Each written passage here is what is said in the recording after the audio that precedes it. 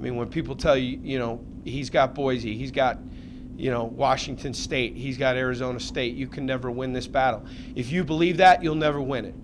If you go fight your tail off, you might win 1 out of 10. But boy, you're really excited about that one, and maybe this was our one. So I'm, selfishly and our staff-wise, we're happy about that one. So. Were you a little worried about him at any point? Obviously, he just went to Fresno for a visit. You couldn't talk to him, I think, for the last 2 or 3 days. Is that right? No, but we use direct message and Facebook and email. I mean, we were in communication. Was I worried about it? Sure, but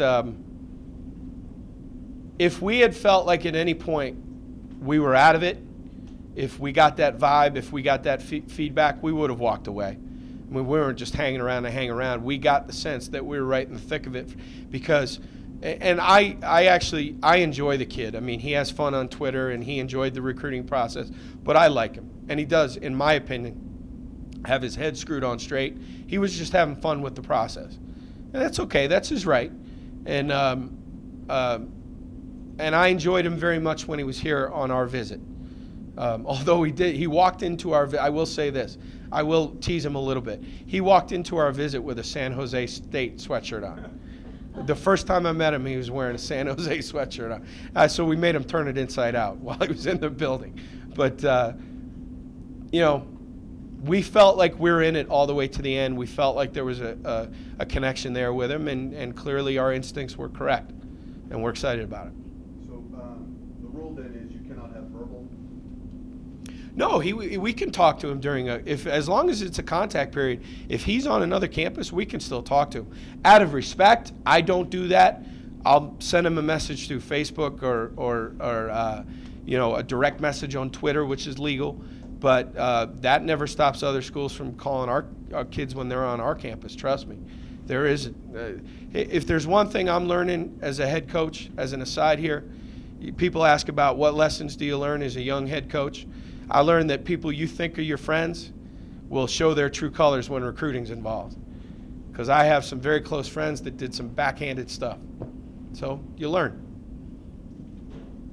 Do you think social media has changed this game or recruiting game? Yeah, social media has, and ESPN. I mean, all the ESPN talking heads want to condemn a kid for playing the hat game, yet they're the ones that have 12 hours of continuous signing day coverage. They created the beast. And then when a kid, seeks that attention and plays the hat game and throws this hat and throws that hat, puts that one on, then the same people who created the beast want to turn around and criticize them for it. So social media it all has, but it's not going back, so we just got to deal with it.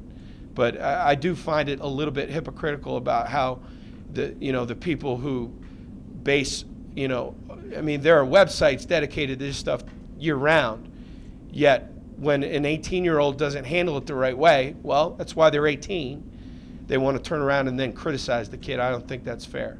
It's hard, we as best we can, we try to help educate them through the process. I try very hard not to be a part of the hat game. I discourage our guys to do that. I went through that for the first time at Notre Dame. You have a year and a half invested in a kid. He won't give you the answer. You're watching ESPN. He picks your hat up and throws it across the room, and you just had a year and a half invested into him. If I came up here and had 3 pictures of recruits and said I'm taking one and I threw the pictures, people would be calling for my job. So, but it is what it is at this point. We just try as best we can to help educate guys and help them along through the process.